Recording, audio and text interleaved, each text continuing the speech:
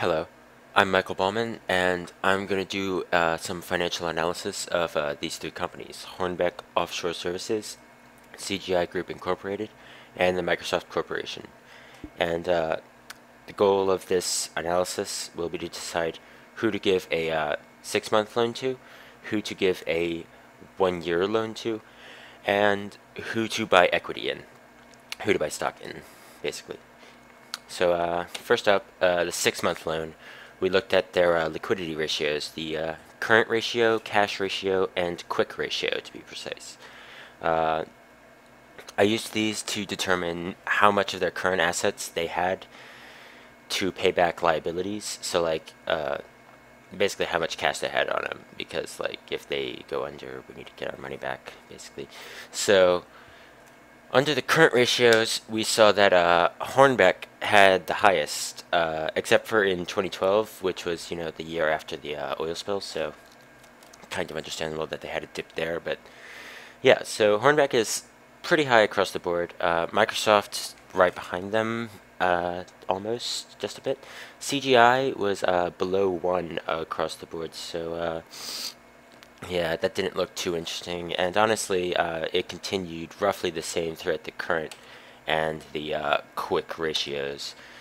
So I figured for the 6-month loan, it was pretty easy to say that I would give it to Hornbeck Offshore Services, because their ratios were higher than all the others, and I remember in class we mentioned that if a company is too liquid, then you might be worried about, oh, is something bad going to happen? But like, their ratios weren't too high that I felt that we would necessarily need to be worried about them closing down. Uh, and obviously, I mean, really the only bad year that Hornbeck had in terms of those three ratios was 2012, which, as we all know, was right after the big Gulf oil spill. So it's understandable that it would be low that year. For second place, I would have to say Microsoft, because their ratios were right behind Hornbeck across the board.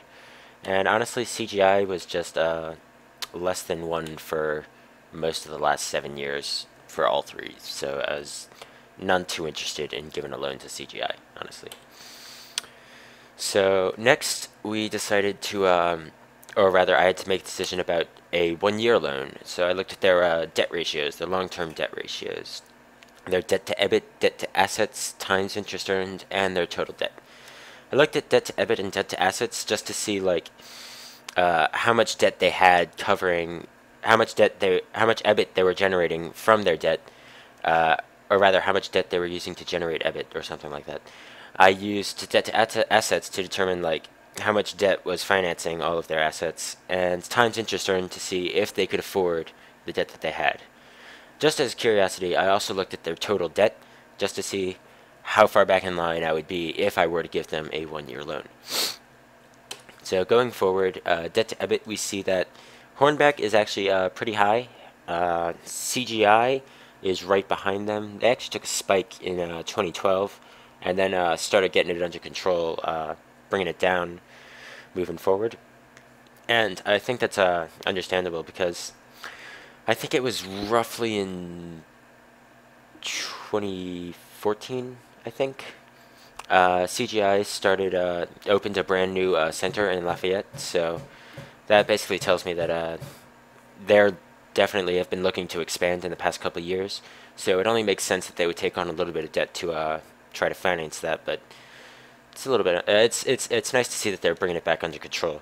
And then obviously Microsoft has been low for the past 7 years in debt to EBIT. The story is roughly the same in debt to assets. CGI kind of takes a spike and brings it back down. Hornbeck is really high. Microsoft is low but grows over time. That's something that I should have mentioned. Microsoft has been growing their debt over the past 7 years, so interesting to note. And finally, we looked at times interest earned to see if they could afford their debt, because, right now I'm leaning towards Microsoft and CGI, but I wanted to see if they could afford it. And as we can see, Microsoft skews it quite a bit because they're really huge. And in 2009, they were earning 500 times their interest payment. So, as you can see, they dropped that actually pretty hard, but they could still like easily afford it. So the numbers are, well, CGI and Hornbeck end up looking completely different or completely similar, almost exactly the same. But if I remember correctly, Hornbeck was actually in the single digits for all 7 years. I think in 2012 they dropped to negatives actually because again oil spill. But and then CGI was in the I want to say the 20s range. But overall, Microsoft ended up on top, or with the highest times interest earned in 2015. And if we look forward, we can see that Microsoft has been. Excuse me. If we look forward, we can see that Microsoft has been increasing their debt by quite a bit. And honestly, I think that's for the best because if they were earning 500 times their interest payment, then they could take on more debt. They can afford to take on more debt easily. So I would have been a bit suspicious if they had been 500 across the board. But it's nice to see that they're making use of all that money, getting in some more interest so that they can, or some more debt so that they can help grow the company more. I don't know. Overall, I decided that Microsoft was who I would give the 1-year loan to because they their numbers were the best across the board. They had the lowest debt to assets and debt to EBIT, so that was pretty nice, and the highest times interest earned, even excluding that whole 2009 where they were earning 500 times. That's a little bit obscene, but then it's obvious that they're trying to grow the company by taking on a little bit more debt. The only thing I would be worried about with Microsoft is that we would be really far back in line because, as you can see, they're at 35,000 in total debt in 2015. So I would be just a little bit concerned about how far back in line we were to get our payments. But I think it's obvious that they can really afford it, considering how their times interest earned has changed over the past 7 years. So that's why I decided to give the long-term loan to Microsoft. For my second choice, I would say CGI, because Hornbeck's times interest earned, they can barely afford the debt that they have. So I would be very disinclined to give them any more debt. Whereas CGI has been in the 20s to 30s on their times interest earned across the last 7 years. Very stable. So that's why I decided that if I could not give a loan to Microsoft, I would give a loan to CGI.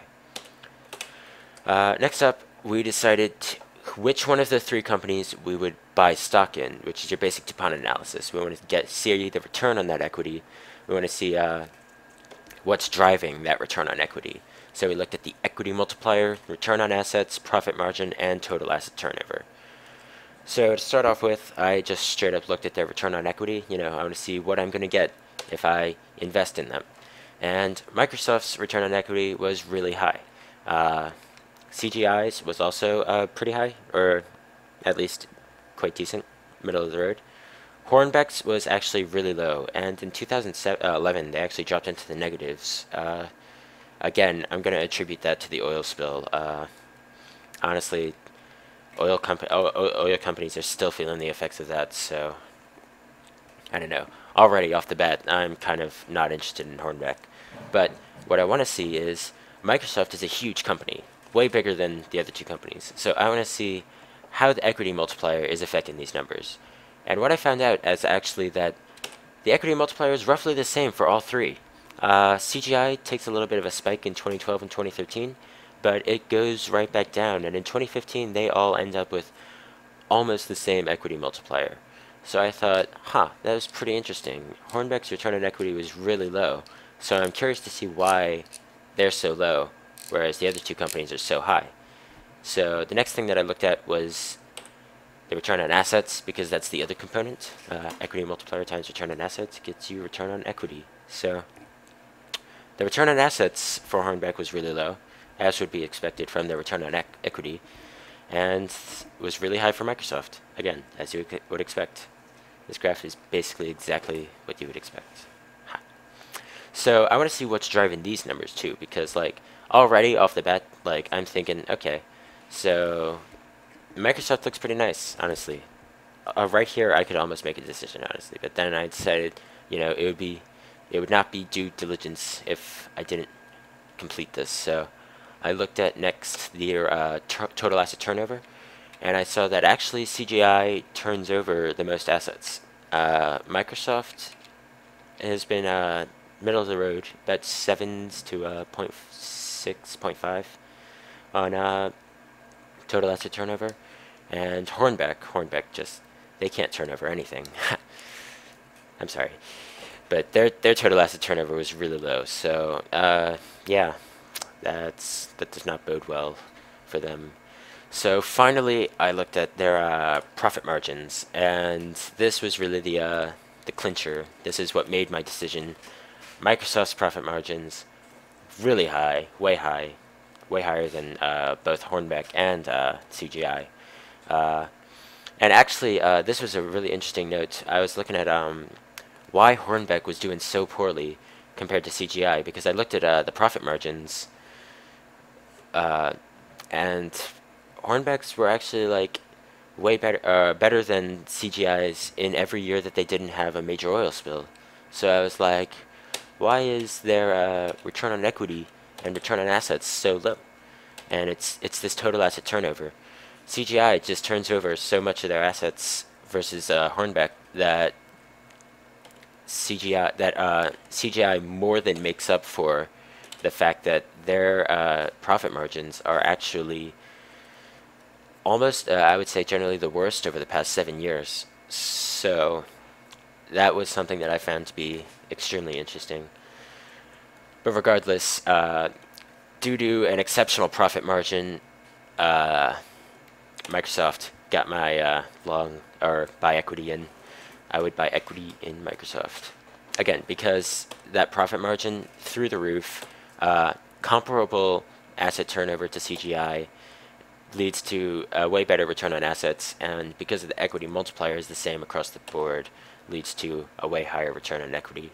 I would be, I guess, a little bit concerned about the trend that Microsoft has been taking over the past, 4 years, 5 years?